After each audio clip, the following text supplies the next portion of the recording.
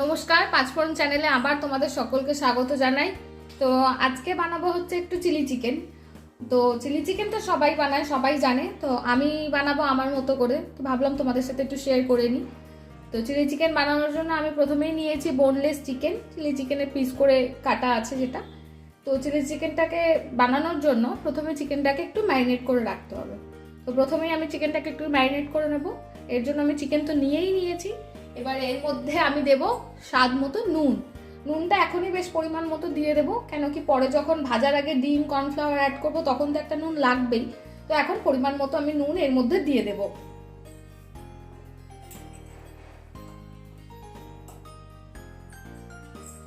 বেশ খানিকটা পরিমাণ মতো নুন আমি এর মধ্যে অ্যাড করে দিচ্ছি।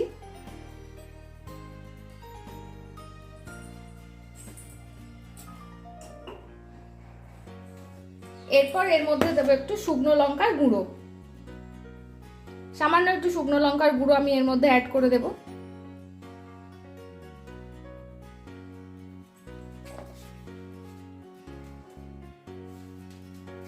এরপর এর মধ্যে দেবো একটু কাশ্মীরি লঙ্কার গুঁড়ো।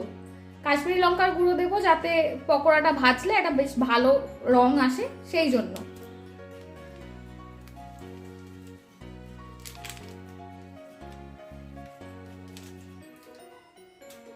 এরপর আমি এর মধ্যে অ্যাড করব একটু গোলমরিচের গুঁড়ো।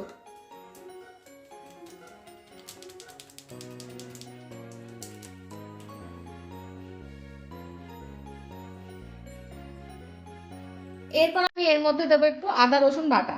আদা রসুন আমি একসাথেই বেটে রেখেছি, এটাকে আমি এর মধ্যে অ্যাড করে দেবো।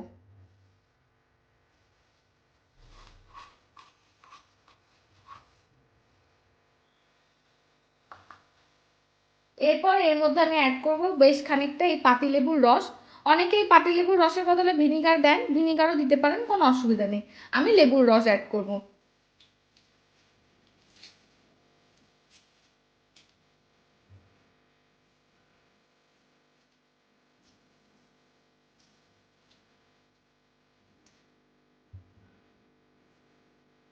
আর আমি এর মধ্যে দেবো একটু সামান্য ডার্ক সোয়া সস।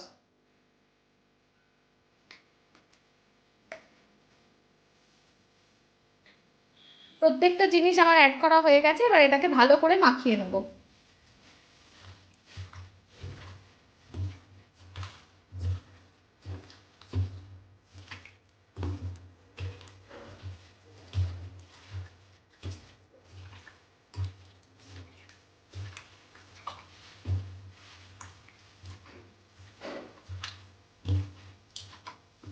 এটা ভালো করে মাখিয়ে নিয়েছি। এবার এটাকে ঢাকা দিয়ে 30 থেকে 40 মিনিট ম্যারিনেশনে রেখে দেবো।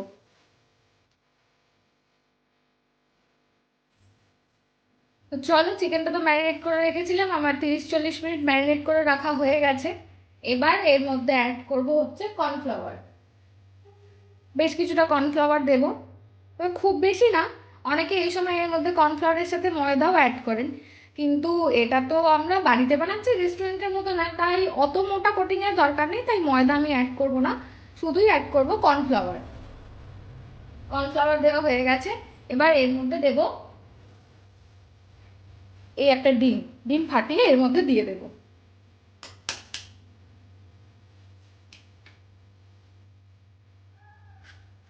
আগে মেখে দেখবো কিরকম কি হলো, তারপর যদি মনে হয় আবার একটা ডিম লাগবে তো তখন আবার অ্যাড করব। তো এবার ডিম দিয়ে কর্নফ্লাওয়ারটা দিয়ে ভালো করে চিকেনটা মেখে নেব।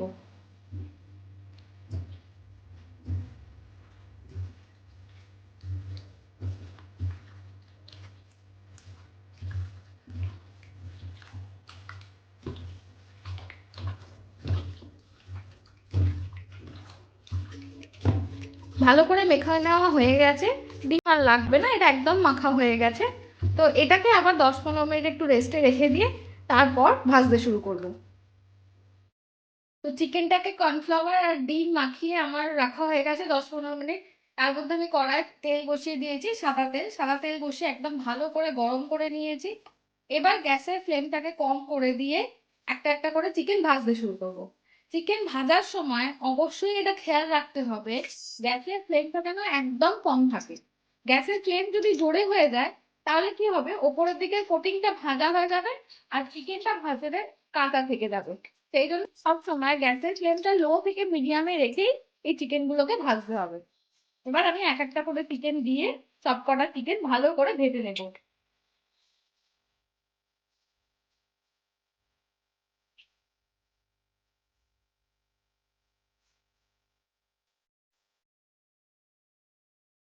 চলো চিকেন গুলো ভেজে নিয়ে তারপর আবার তোমাদের দেখাচ্ছি।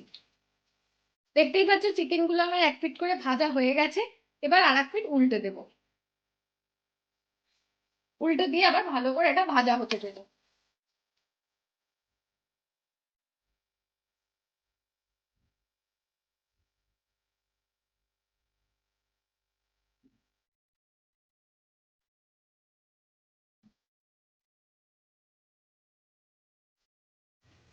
এক এক করে প্রত্যেকটা চিকেন আমার ভেজে নেওয়া হয়ে গেছে, ভেজে তোলা হয়ে গেছে। এবার বাকি রান্নাটা করব। কাঁচা লঙ্কা কুচি, রসুন কুচি, আদা কুচি এগুলোকে দিয়ে একটু ভালো করে নেড়ে চেড়ে নেবো। তো নাড়াচাড়া হয়ে গেছে। এবার এর মধ্যে আমি অ্যাড করব ক্যাপসিকাম কুচিগুলোকে। ক্যাপসিকাম গুলো এরকম ডুবো ডুবো করে কেটে নিয়েছি। ক্যাপসিকাম গুলোকে দিয়ে একটু নাড়াচাড়া করে নেব। ক্যাপসিকাম গুলো দিয়ে নাড়াচাড়া করা হয়ে গেছে। এর মধ্যে অ্যাড করব পেঁয়াজ কুচি। পেঁয়াজ কুচি গুলোকে এইরকম পাপড়ি গুলোকে ছাড়িয়ে এইরকম করে কেটে নিয়েছি।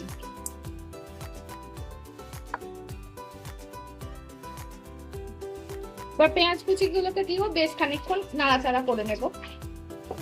এগুলো হালকা ভাজা ভাজা হবে, পুড়ে যাবে না।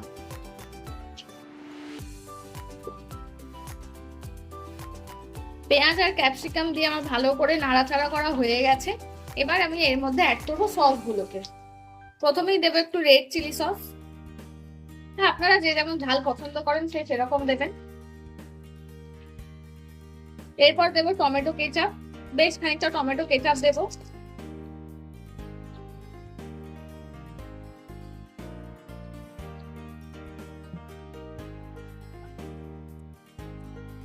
আর দেবো একটু ডার্ক সয়া সস।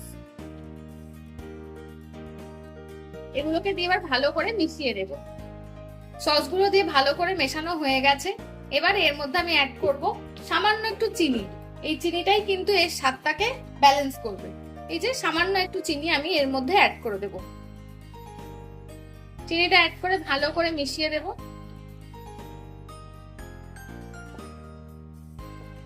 নুনটা আপনাদের দেখে দিতে হবে, কেন কি সসে ভালো পরিমাণে নুন থাকে আর চিকেনটা ভাজার সময়ও নুন দেওয়া হয়েছে। তো নুনটা দেখে টেস্ট করে যে যার মতো অ্যাড করবেন। আমি এখানে এই পরিমাণ মতো একটু নুন এখন অ্যাড করে দিচ্ছি এর মধ্যে। এবার এটাকে দিয়েও ভালো করে মিশিয়ে নেব। ভালো করে মেশানো আমার হয়ে গেছে। এবার এর মধ্যে আমি একটু জল অ্যাড করব। অনেকে এই সময় কর্নফ্লাওয়ার গোলা জল দেন, কিন্তু সেটা গ্রেভিটা মোটা করার জন্য। কিন্তু আমরা তো রেস্টুরেন্টে বানাচ্ছি না, আমরা বানাচ্ছি বাড়িতে। সেক্ষেত্রে আর কর্নফ্লাওয়ার গলা জল আমি দেবো না, নর্মাল জল অ্যাড করে এটাকে একটু ফুটতে দেবো।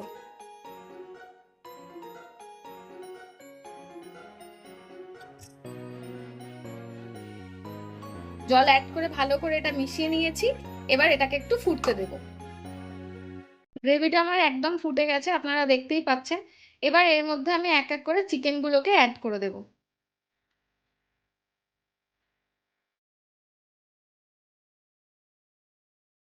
চিকেন গুলোকে গ্রেভির মধ্যে দিয়ে আমি 2 থেকে 3 মিনিট মতো একটু ফুটতে দেব।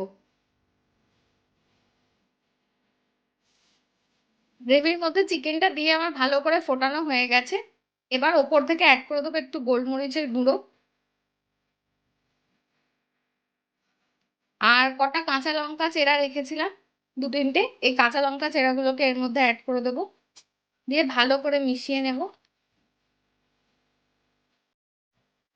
আমি একটু গ্রেভি গ্রেভি রাখলাম, আপনারা চাইলে আরেকটু শুকনো শুকনো করে নিতে পারেন। এবার এর ওপর থেকে অ্যাড করে দেবো কটা ওই স্প্রিং অনিয়ন কেটে রেখেছিলাম, এগুলোকে ওপর থেকে অ্যাড করে দেবো।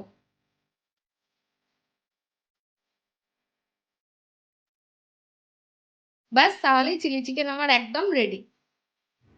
গরমা গরম চিলি চিকেন আমার একদম রেডি। রুটি বা পরোটার সাথে আপনারা এটা সার্ভ করতে পারেন। এইভাবে বাড়িতে বানিয়ে দেখুন, আশা করি ভালো লাগবে। প্লিজ চ্যানেলটাকে একটু শেয়ার করে দেবেন, সাবস্ক্রাইব করবেন, আমাদের পাশে থাকবেন। আবার দেখা হবে নতুন কোনো একটা রেসিপি নিয়ে।